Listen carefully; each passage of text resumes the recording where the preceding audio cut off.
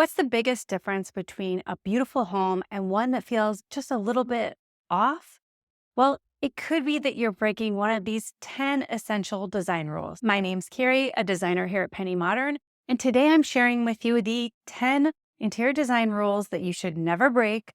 Plus, if you stay until the end, I'm going to give you the one interior design rule that you definitely should break to make a small space feel cozy and intimate. Let's get started with our first rule, which is all about selecting the perfect color palette. Have you ever walked into a space and just felt completely overwhelmed by the clashing of colors and everything is vying for its own attention, right? This is a very common mistake, but it's super easy to fix. Introducing rule number one, which is all about creating a cohesive color palette for your room. Doing this really ties your room together and it makes the room feel very intentional and polished versus just random and thrown together. So an easy way to do this is to use the 60-30-10 rule, which is 60% of your dominant color, 30% of your secondary color, and 10% of an accent color. So for example, my room fairly closely follows this. I used an off-white or cream for about 60% of the room. And then I used a very rich brown for another 30% of the room. And then I used black accents for 10% of the room. So this will help give your room a cohesive color palette that's going to add harmony and it's going to make the room feel very intentional and like you meant to do it versus you just kind of threw things together. Have you ever walked into a room that looks beautiful but feels kind of awkward? Maybe there's no clear path to walk, so you have to walk around furniture, or the furniture just doesn't feel practical. Rule number two, prioritize function in your layout. A well-designed room isn't just about looks. It's about how it works for your daily life and for your family needs. Kelly Wearstler says, good design starts with the understanding of how a space will be used. When your layout doesn't match the way you live, even the most gorgeous room will feel wrong. Here's how to fix it. Start by thinking about the main purpose of your space. For example, in a living room, arrange your seating around a focal point like your TV or a fireplace that you're going to gather around. Use painter's tape to map out your furniture before you buy it and look at the dimensions when you're buying something online. It's super important. It's an easy way though to see if everything fits and flows and that you have enough room to walk around your furniture and there's flow to the room. Does your room feel flat or uninviting, or even though you've picked out the perfect furniture and decor, the issue might not be what you see, but how you see it. Rule number three is all about layering your lighting. Great lighting creates depth, it sets the mood, and it highlights your space's best feature. David Netto says, lighting is everything. It creates atmosphere, drama, and interest in a space. Here's how to layer your lighting. Start with ambient lighting like a ceiling fixture or can lights in your ceiling. Add task lighting for specific needs. For example, a reading lamp that's near an armchair or under cabinet kitchen lights. Then finish with accent lighting such as wall sconces, LED strips, or those beautiful picture lights to highlight artwork.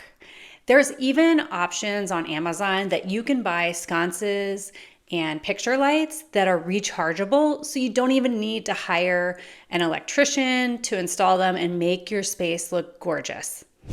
So I would love to hear from you how you like to layer your lighting or some ideas that you want to share with our community down in the comments below on lighting tips on how you have added different lighting elements to your room. Let me know down below. Sometimes a room can feel off, even if the colors and decor are absolutely beautiful. Often the problem comes down to scale. Furniture or decor that's too big or too small for the space. I often see it that there's actually very large furniture in a room that is way too small. So here is rule number 4. Get proportion right. The size of your furniture and decor should complement the size of your room and each other. Rebecca Breslin from Elle Decor says, the size of your rug can either make or break your room. This applies to every major piece in your space, from sofas to coffee tables. It has to be the right size. For a cohesive look, choose a rug that's large enough for at least the front legs of your furniture to rest on it. In smaller spaces, opt for furniture with a slim profile or exposed legs to keep things feeling airy. You don't want it to feel suffocating and like there's all this heavy furniture closing in on you. So you want to use furniture that has those taller legs that's going to make the space feel bigger. So if you're looking to do your own room makeover project, I have got a great free resource for you. It is a room makeover planner and checklist, and it's just a little worksheet that'll help you plan your project, figure out what you want to keep, what you want to get, build a budget, and even plan a layout. So download your copy today at pennymodern.com/freebies, link down in description. Windows are often the most overlooked design element in the entire room, but how you hang your curtains can dramatically change your space. Here's rule number 5, hang your curtains high and wide. Mounting them just above the window frame shrinks your room, while placing them higher makes the eye go up, so it makes your room feel taller, bigger, and more open. Emily Henderson says, high curtain placement draws the eye upward, creating an illusion of taller ceilings.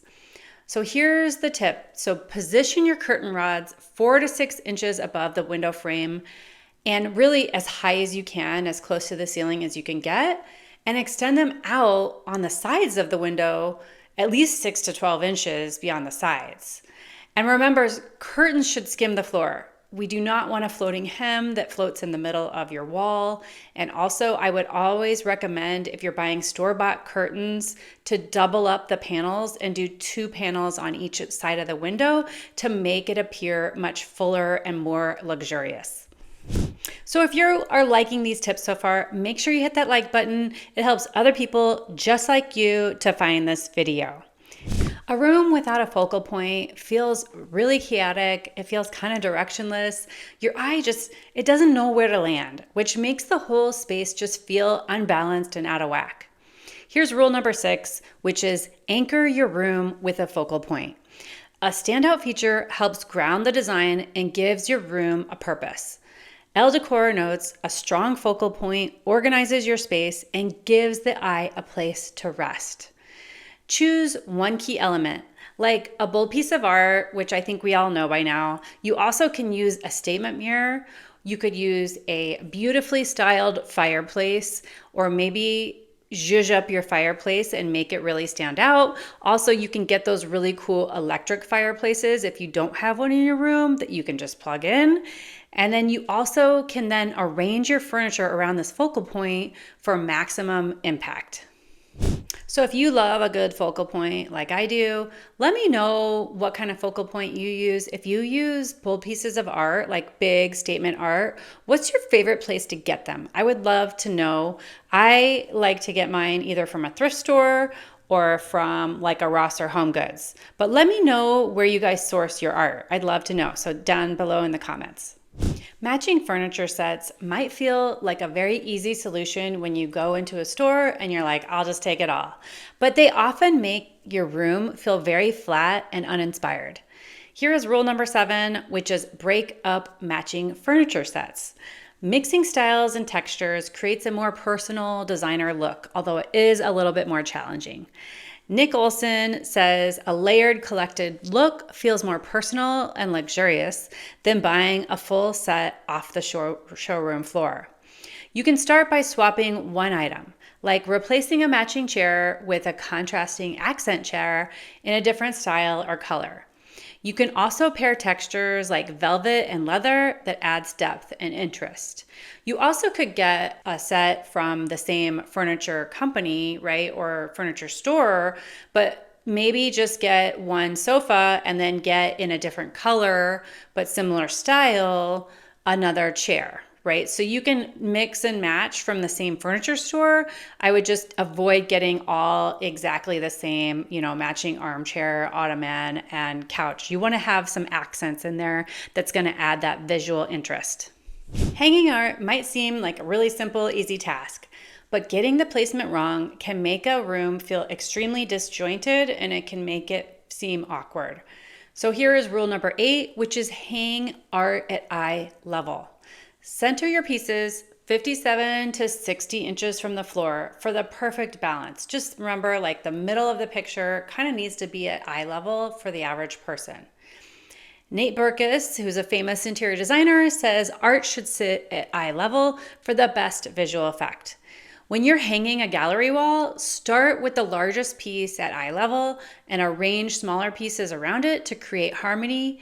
Also, I would also recommend to buy the largest piece of art that you can find because in general, bigger is usually better when you're just going to have one piece of art on the wall.